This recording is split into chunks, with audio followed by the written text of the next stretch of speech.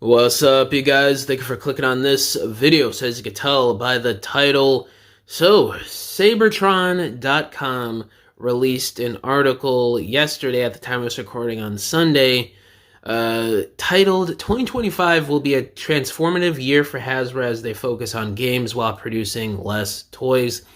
Now, this is something that Chris Cox has been alluding to or talking about in certain interviews over the last, I'd say, maybe like 6 months. And I've made a couple of videos on it in the past, but I guess Cybertron dropped more of an informative sort of article that's like just putting together all the info that we know about so far on what Hasbro plans to do for 2025 and probably for the future as well. So I'm going to read through this article and give you guys my thoughts on it as always. So first up here, and I quote, Hasbro is undergoing a huge shift at the moment. While it started in 2024, we will be seeing that shift happen this year in 2025. Chris Cox, Hasbro CEO, who used to work at Microsoft, has been diverting assets to video game development and publishing. All the while, some major Hasbro toy brands will no longer be manufactured by Hasbro and instead will be produced under license by other companies. While Transformers won't be hit as hard with this shift, we are already seeing repercussions to their more risk-adverse outlook on toy production. While everything below has already been reported as we learned of it, we will sum up everything for you so that we... Okay.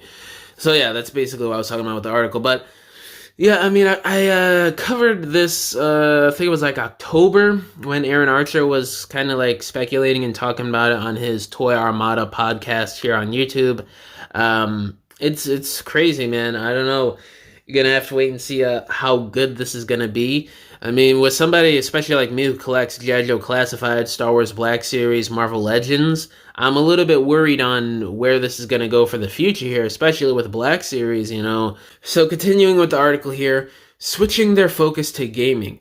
Hasbro has been wanting to diversify from being a toy manufacturer for a long time. Brian Goldner's mission was to turn Hasbro from a toy company to an IP company, often citing Disney as inspiration. It was under him that the Bayverse was at an all-time high and that other brands like G.I. Joe became live-action movie franchises. However, the time for Hasbro's involvement with filmmaking has passed. They have since sold off their production assets and will no longer be financing Hasbro-related projects with Paramount or other studios. The big shift is happening under the new CEO, Chris Cox, who comes from Microsoft. He said in 2024 that the place he sees gaming as the largest potential source of growth for the company. Toys are simply not selling as well as before in general, and the future is in digital play.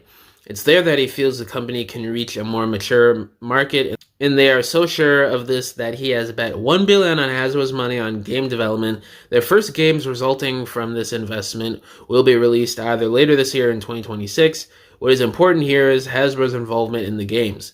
These aren't simply games using a license from Hasbro like what Transformers Reactivate was going to be, but games that Hasbro is directly involved in and financing. So a little bit to unpack here in this part. So yeah, that's basically true about Brian Goldner. And Chris Cox, I mean, with what he wants to do, it's not too out of the ordinary, out of the question for what's going on in the world right now in 2025, just culturally. I mean, a lot of people are just into technology and video games at this point, and that's just how the world is.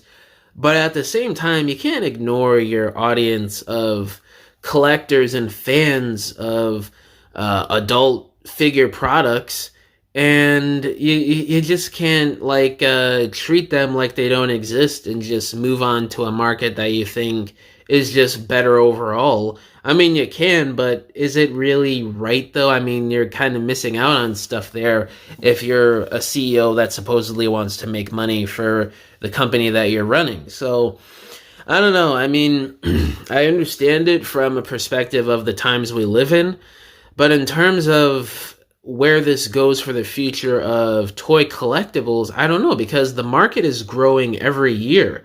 There's always going to be collectors like this, especially in the adult collector scene.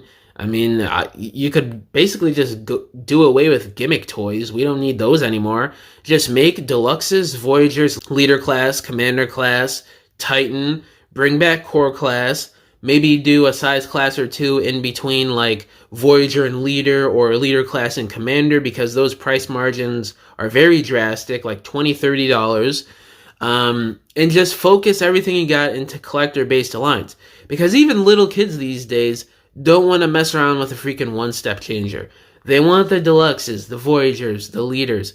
They don't care about these gimmick toys, man. It's not freaking 1997 anymore. Well, I mean, back then they didn't really have gimmick toys. It was mostly what we have now with Generations, but what's a better example? It's not 2008 anymore, where you got the freaking Smash Battlers or whatever they were called, and all these one-step changers from Age of Extinction and stuff.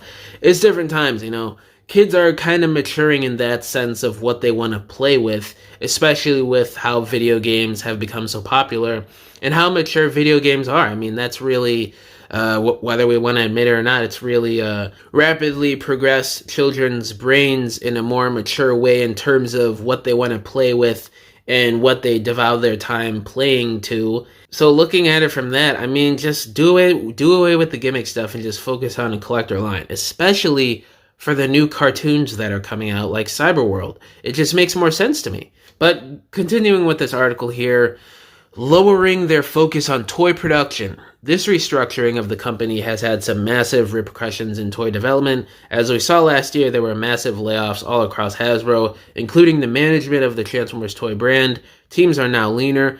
The biggest change is with the Power Rangers brand, where Hasbro will no longer be making their toys anymore. Instead, Hasbro has licensed toy production out to Playmates. They will be handling the figures we see on shelves. In Zords and everything to do with the brand toy-wise with Power Rangers, Hasbro is using Playmates just as Disney used Hasbro for Star Wars. Interesting little parallel there, especially since Brian Goldner has been putting the seeds for this since his leadership and him citing Disney as the inspiration for this. And there's a lot of, similarities and parallels there. So, I mean, there's a lot of things going on with the Power Rangers brand that I've been seeing the last couple of years. It's terrible the way they've been treating their fans. Hopefully it doesn't get this way for Transformers, Legends, Classified, Black Series. I mean, we could be in potentially some weird times if this goes outside of just Power Rangers, which again, hopefully it doesn't, but I don't know at this point. And then continuing on with this, speaking of Star Wars, that's another area where Hasbro is growing less and less involved in toy production since they have chosen to sublease their master license. While they still produce certain toys, this explains why we see other Star Wars toys on shelves made by different companies. This mitigates their risk of overstock, which has royally bit them in the behind multiple times before. Fun fact, them owning the master license is also why Star Wars Funko Pops must all be bobbleheads, as Funko does not have the rights to make Star Wars figures, only Hasbro. Yeah, I mean, hopefully this doesn't trickle down to Black Series and we just keep getting what we've been getting the last few years, because this line has really improved since, I'd say, I don't know, the last couple of years, maybe since like 2018, once we started getting more prequel figures. Continuing with the article here, now how about Transformers? Becoming apparent with Legacy Evolution, the production numbers have dropped, meaning that seeing a toy at retail is no longer something that is a sure thing. It never was, but it's even less so the case now. Not only are less of a particular toy being made, but there are less toys to make. Transformers 1 had 1/4 of the output we saw with Rise of the Beasts. It only had one wave of product for the deluxe class figures. While that means the film was solely relying on theatrical performance to break even, at least Hasbro did not have overstock or further warehouse storage costs, which can make a toy line far less profitable even if it sells more product. And the trend of less product continues in 2025, as it has been revealed by Hasbro that yearly Transformers toy lines like Age of the Primes will now have 3 waves instead of 4. Unlike the Power Rangers line, though, the Transformers line will probably not be leased to another toy maker, as it is already in partnership with another company, Takara, for design and distribution. Hasbro has been lowering their stance on forbidding companies licensing the Transformers brand from making toys that convert. We saw this with Robosin, more recently with the Combat Prime, which is an official product that is both a robot and old mold released by a company licensed by the Transformers brand. So, I don't know, man. There's a lot to speculate on here because we really got to wait and see how 2025 and just these next few years play out. With the production numbers, I don't know, that was kind of a thing that happened with, during the early 2020s where they started overproducing things because of what was happening with the pandemic and stuff. They thought they were going to have the same market that they did in 2020, 21, 22, and then they just overproduced product in 2022. So then ever since like 23, they've been lowering their production numbers to kind of meet the demand of how many people are buying. So I don't know if that's like a correct sign of, okay, there's like a major shift. Something is happening here with the Transformers brand at Hasbro.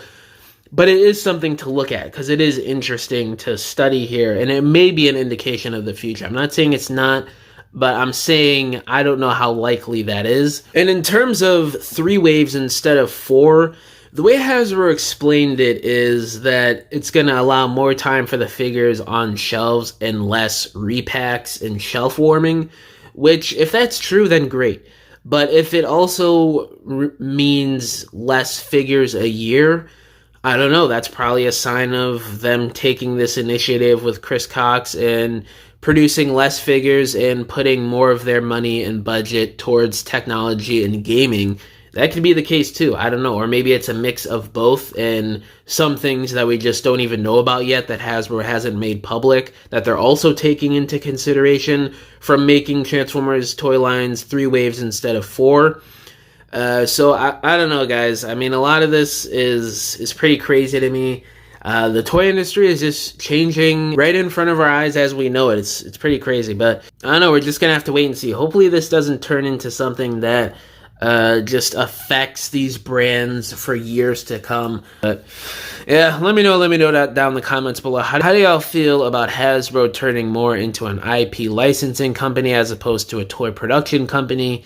All my social medias are linked down below, including my email if you guys want to hit me up about business inquiries, if you want to message me about whatever, or if you want to commission a diorama from me, because I make dioramas for people for their stop motions, photography, or your regular display shelves in your homes. You can either hit me up on any of my social media accounts, or you can just email me and we can work out a deal. But yeah, guys, thank you for watching this video. Catch y'all in the next one. Bye!